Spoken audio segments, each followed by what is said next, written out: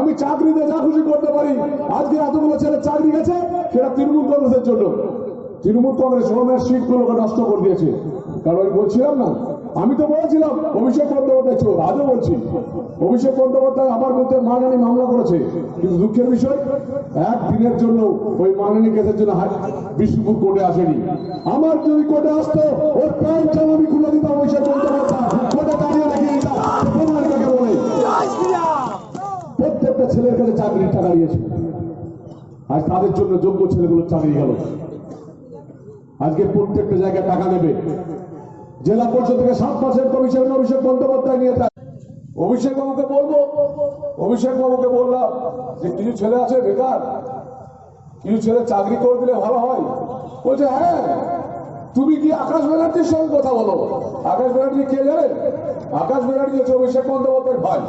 আমি বলবো অভিষেক বন্দ্যোপাধ্যায়, আপনি আমাদের তো অনেক কেস করেছেন, মানহানি মামলা, এই একটা কেসও করুন না। আমি চাইছি মর্ডার খানা কেস হয়েছে, জীবনটা বেশি কিছু নয়। তো আমি কথা বলছিলাম, বলছে আকাশ ব্যানার্জির সঙ্গে দেখা করো। আমি নিশ্চয় অভিষেক ব্যানার্জির সঙ্গে দেখা করতে হলে 4 ঘন্টা বসতে তো হয়। আমাদের অমিত শাহজির সঙ্গে দেখা করতে যেতাম, মাত্র গিয়ে একটা চিরকুটে লিখি, 3 দিন আগে ফোন করি, আমাদের ডাকতে গেলে 8 ঘন্টার মধ্যে দেখা হয়। অমিত শাহজি দেশের স্বরাষ্ট্রমন্ত্রী, আর অভিষেক বন্দ্যোপাধ্যায়ের সঙ্গে দেখা করার জন্য তৃণমূলের কর্মীরা দেখা পায় না কখনো। আমি গিয়ে 4 ঘন্টা 5 ঘন্টা করে দেখা করলাম, বললাম চাকরি চাই ভাই।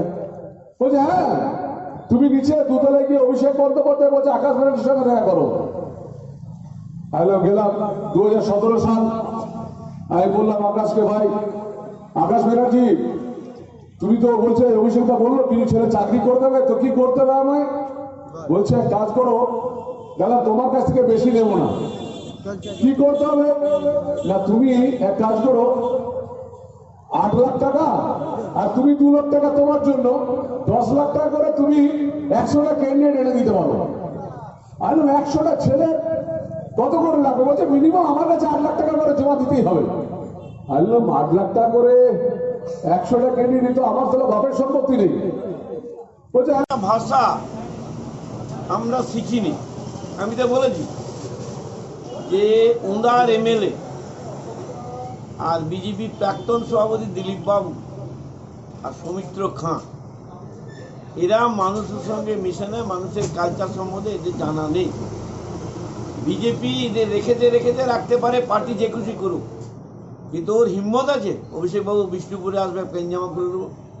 আমি কোথাও বলতে পারি প্রধানমন্ত্রীর ধুতিটা খুলে দেবো? বলা উচিত আমার? দেশের প্রধানমন্ত্রী চেয়ার হোল্ড করছিল না, রাজনীতির লড়াই থাকতে পারে। কিন্তু সৌমিত্র খাঁ হচ্ছে দিল্লির নেতা, গ্রাম বাংলার নেতা নন। 10 বছর জিতে যা যা করণীয় একটা গ্রামের ছেলে করে নিয়েছেন। গ্রামের মানুষের সুখ দুঃখের কথা বলবেন কি? উনি জানেন মমতাদির নামে, অভিষেকের নামে, তৃণমূল নামে বললে হেডলাইনে আসবো, তাছাড়া ভোটে জিততে পারবো না। এই জন্যই হিট কথাগুলি বলছে। আমি আজে বাজে বলে দিতে পারি, দল আমাকে সে শিক্ষা দেয়নি। মানুষকে সম্মান দিয়ে কথা বলবো, রাজনীতির জায়গায় রাজনীতি করবো। নোংরামি করলে তাকে বোঝাবো ভাই লাইনে হেঁটো না, এটা মূল কথা। ও কেস খেয়েছে নিজের দোষে, বিভিন্ন জায়গায় টাকা তুলেছে, তারা কেসে তাকে জড়িয়েছে। অভিষেক বন্দ্যোপাধ্যায়ের কি দোষ আছে এখানে? মমতাদির কি দোষ আছে এখানে? সকাল থেকে খেয়ে দিয়ে তৃণমূলের নামে শুধু বক্তব্য রাখা আজে বাজে, যাতে পেপারে কালকে লিখে, টিভিতে লিখে প্রেসের লোকরা জাগিয়ে তুলে। ওর হিম্মত আছে? অভিষেক বাবুর প্রোগ্রাম বাঁকুড়া 3 দিন 4 দিন হবে, ও দেখবো একটা লোম ছিঁড়ে দেখার হিম্মত তাকে আসবে। আর ও তো 3টি 4টি লোক দিয়ে ঘুরছে পয়সার থলে নিয়ে, পাবলিকের রায় তো পাচ্ছে না। সুজাতা সমস্ত জায়গায় মমতাদি অভিষেকের আশীর্বাদ নিয়ে নেমে পড়েছে। এই ভোটে পাবলিক ওকে যোগ্য জবাব দেবে, জোড়া ফুলে ভোট করবে, ও জোড়া